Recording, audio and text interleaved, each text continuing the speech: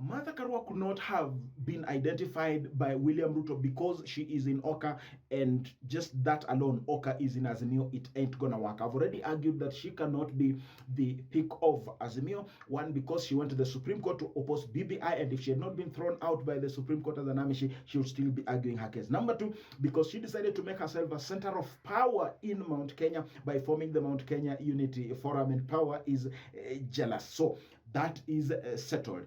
Minji argued her case and said that she chose to go to UDA simply because in her current term, the legislature and the executive were in Tangatanga and Keleweke, and it was untenable. And so she decided to put too much premium on the county politics as opposed to the national politics, where the president had already put a seat before her and before her enemies. She put on the white dress and the pink ribbon, and she was the captain of the team, but she lost sight of national politics. And I will be vindicated when Sabina Chege and Kanini Kega, who unequivocally said that they are going to campaign for Baba, even if it means losing their respective seats, this shall be vindicated at the appropriate time. Now, let me talk about, very quickly, William Ruto should not choose anybody from the larger Rift Valley, be it Masai, be it Samburu, be it Turkana.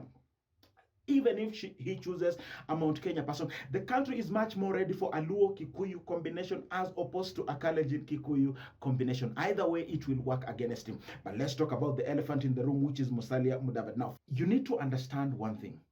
I am not saying that Musalia Mudavadi made a mistake to join up with Ruto. I want you to understand that. And I am not saying that Musalia Mudavadi lost his political clout on account of joining William Ruto. That is not the premise. The premise I am framing, and I want to prove it unequivocally without a shadow of a doubt, is that anytime a politician makes a decision that does not have a wide consultation or concurrence or both of them, then that politician suffers consequences. Let me break it down for you. Consultation is what brings concurrence. So I want you to answer me and then tell me whether I am wrong or whether I am fictitious in what I am saying. Uhuru Kenyatta campaigned together with William Ruto. After the end of the 2027 election, Uhuru Kenyatta made a decision unilaterally to make a handshake with Raila Odinga.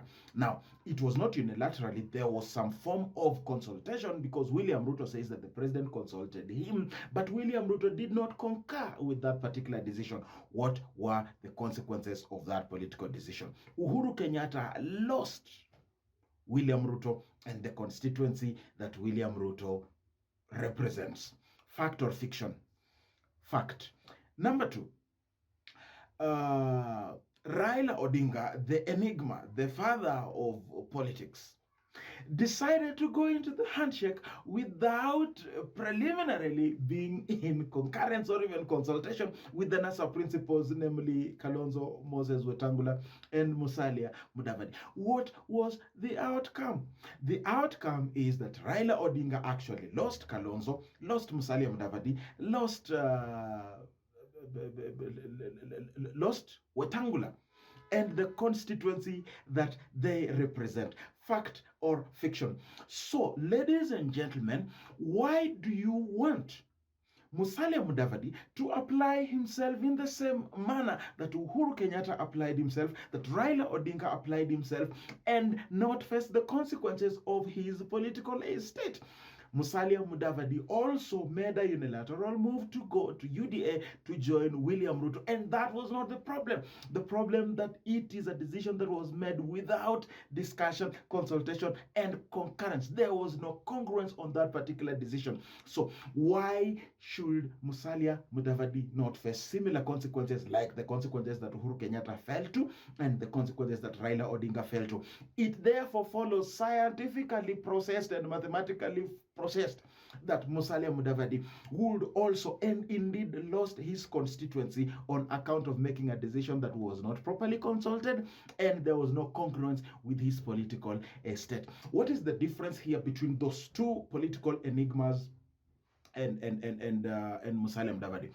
Uhuru Kenyatta lost William Ruto. He decided to replace. First of all, he enjoyed what the ODM leader was bringing on the table. But he went ahead and negotiated with Gideon Moi for a partnership. He went ahead and negotiated with Kalonzo Musyoka to come and fill that void. So Raila Odinga and Kalonzo Musyoka ended up being in the same government, but not Kalonzo subscribing to Raila Odinga, but both Kalonzo and Raila subscribing directly to the president, until now that Kalonzo is now coming in for a second arrangement for 2022 politics. Raila Odinga, in the process, he lost Moses Wetangula, he lost Musalia Mudavadi as NASA principals, and indeed it is true that he lost a certain constituency of Western Kenya. But Raila decided to replace them. He has successfully replaced, almost replacing with Kalonzo, and he replaced Musalia Mudavadi and Moses Wetangula with Uhuru Kenyatta, and he replaced the Luya vote block that he lost with the Mount Kenya vote block. My question is, what substitution has Musalia Mudavadi made? What replacement has he made? And has he, you see, for example, like Raila Odinga, maintained some of his numbers in Western and replaced with, Mount Kenya numbers. And I want to think that the numbers he lost are far much less compared to the numbers that he has substituted. So he has surpassed the margin of loss. Let me prove that he lost it. And I am proving that he lost it, and also proving that he has not replaced those numbers or even surpassed those numbers through the process of replacement. Why and how? I have to take you very quickly but slowly at the same time. Let us go to Huisero. Aseka is the member of parliament who was angling to run for that seat again, who was a foot soldier for Musalia Mudavadi, a foot soldier for ANC, and rooting voters for himself and for Musalia Mudavadi. He lost him during the earthquake moment. The earthquake took away Tindi Mwale, the MP for Butere. The earthquake took away the MP for, is it Teso North? No, yes, Teso North is called Kaunga. The earthquake took him too. It took the party leader, who is also a member of parliament for Lugari, Ayub Savula. It took Hanir, was the senator for Vihiga. What else do you want me to tell you, my friend? He lost Titus Hamada, the MP for Lurambi. He lost the MP for, what do we call it? Matungu, the guy who won the nomination just the other day. So technically, he lost 6 seasoned politicians who were incumbents with a grassroots support and angling to get another stab at those offices.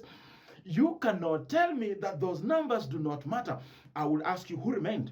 Who remained of the incumbent MPs of ANC? Who remained? I want you to tell me who the other person is, because Wangwe of Navaholo came from Jubilee to ODM. He was not ANC. The only person that is remaining is now Malala, Cleophas Malala, the senator for Kakamega, who has already stepped down on his claim to gubernatorial contest for Khalwale. So you see exactly what I told you.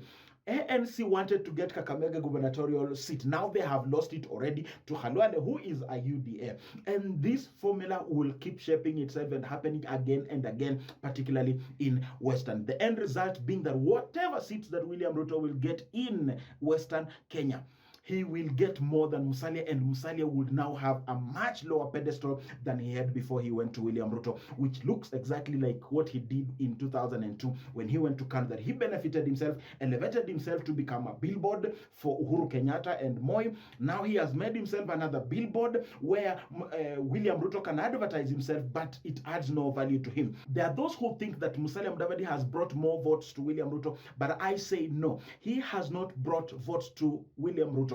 Instead, he has actually lost the credibility that he had before he joined William Ruto. And I will qualify this very simple. In order for me to explain this, I have to explain something in business. In business, there is a difference between advertising and marketing. Advertising is an appendage of marketing, but advertising is a function, or rather, the main function of advertising is to create visibility of the brand. Whereas marketing, the function of marketing is that besides and beyond brand marketing is the organization that gives birth to make sales and bring in the sales. So, I am stating in a layman's language that as opposed to Musalia Mudavadi being a salesman for William Ruto, supposed to bring in the votes, instead, He was a potential salesman and marketer for William Ruto. Before he joined William Ruto, he had votes and he was looked at as the person who is going to bring in those votes. Unfortunately, he misapplied himself the same way Baba misapplied himself to deal with Uhuru Kenyatta single-handedly, and he decided to unilaterally decide to go to William Ruto, disregarding his party members, his party officials, disregarding his lieutenants, his strategic team, and all that, like Baba did with NASA. Unfortunately, it was not too kind for. So Musalia Mudavadi today functions as a function of advertisement to William Ruto, in the sense that he makes it possible for William Ruto to be able to campaign in Western. He makes it possible for William Ruto to be acceptable in Western province. But is he a salesman? Is he gonna bring in the votes? My answer is no, and I will argue factually. If Musalia Mudavadi was a marketer who is bringing in votes to William Ruto, then he should have replaced the votes that he lost. The votes that he lost when he moved to William Ruto. Instead, what is going to happen is that whether he's designated as a running mate or not, William Ruto will end up getting more elective seats in Western Province than Musalia Mudavadi. He may not get more than Raila, but William Ruto will get more elective seats than Musalia Mudavadi, and that will take Musalia Mudavadi much faster to the political grave now. And so picking Musalia Mudavadi as a running mate pick is not going to add value to William Ruto. In fact, I suspect it could take away a few votes. Do you know which category that is? It is the category that I call juvenile politicians, when the likes of Omboko Milemba, the Kupet guy, the Kupet chairman, was saying that Musalia is going Mpaka Kwatepe. And Mudhama verified this by saying that actually Wetangula and Musalia are in this arrangement as friends and not necessarily as coalition partners. This was a strategy to make the Luyas believe that Musalia is still a presidential candidate of some sort, that maybe William Ruto will support him or anything like that. Now, the antidote is that when it will be so clear that Musalia Mudavadi is not a presidential candidate, either as a running mate or even senior minister or anything other than a running mate. Now, the Luya folk who had hoped that Musalia Mudavadi would be a candidate, and they believe in candidature of a presidential candidate, they are going to abandon both the UDA and the ANC. So whether he picks Musalia or he does not pick Musalia, it's not going to work for him. He must get somebody else outside of the equation that I've already said. It must be somebody who's going to bring in a new set of votes while maintaining a status quo, not to lose too much of Western and not to lose too much of Mount Kenya politics. The other problem is a William Ruto problem about the Musalia candidature. It is not a problem that is caused by Musalia Mudavadi, but a Musalia Mudavadi pick as a running mate would elevate and bring that William Ruto blunder to the surface. So what do I mean? When William Ruto was campaigning at the initial stages, he said that he is building a national party, and he said the only other national party is ODM, and he wants to build a national party and not these tribal positions and tribal kingpins and tribal formations. He went ahead to insult Moses Wetangula and say Wetangula's party is a village party, and the only place they can field a candidate is in Kabuchai. On that account, William Ruto lost Mount Kenya, because Mount Kenya, which wanted to keep their identity, ended up gravitating towards Azimio as a more safer place to belong, where they would keep their identity, as opposed to go to William Ruto. So William Ruto lost Mount Kenya on account of his initial claim that he wants to form a national party and not regional parties. Now, why is the Musalia Mudavadi candidature coming to resurrect and bring this matter to the headlines? It is because now the same coalitions that he called village formations, the same coalitions for which he refused to embrace Mount Kenya in full, is the same coalition that he has now built with Musalia Mudavadi and with Wetangula. And this is playing itself. It may not necessarily be shouted loud so far, but it will soon be shouted loud on top of the chorus voice. Why? Because Moses Kuria just highlighted that the other day, and he said that our children are going to suffer a lack of self-esteem. They will ask us, what were we doing during that time? Why? Because now William Ruto has elevated Musalia Mudavadi, this village party according to William Ruto, and Moses Wetangula, this village party according to William Ruto. He has elevated them to the status of principal.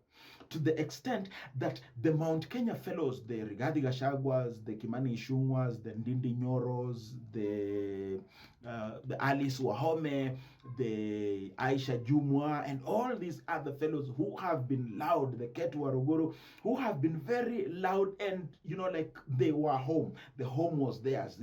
They owned it and they could do it any other way. Now they can't do that.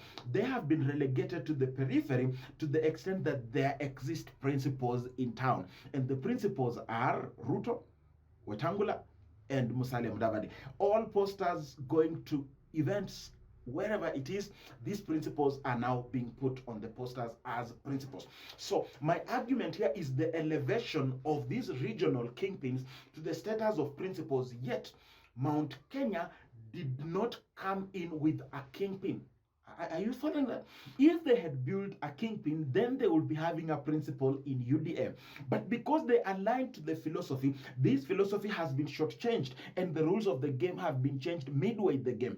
And now coalition partners have come to the equation, and they have been quickly elevated to the status of principals. Wetangula is a principal, Musalia is a principal, when all these other fellows who have no kingpin are done talking at the Ligindogo, then the principals come and they are elevated. That's what Moses Kuria is saying at an intellectual level, that you guys, we were told not to have a kingpin. But look, other people who did not listen to that nonsense went ahead and built their own kingpin, and their kingpin is now playing at the level of a principal. And us who did not groom our own kingpin now do not have a principle in the equation. Do you follow?